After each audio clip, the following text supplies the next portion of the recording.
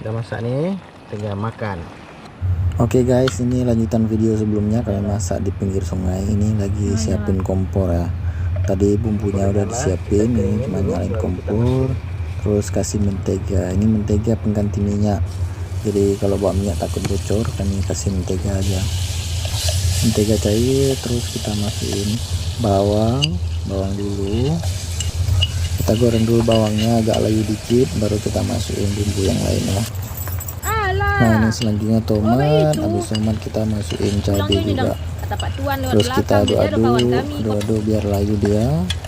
Nah ini kalau udah layu baru kita masukin air. Ini setelah mendidih baru kita masukin telur, indomie. Ini suara ASMR nih. Ini udah kita masukin indomie 2, terus kita kasih bumbu.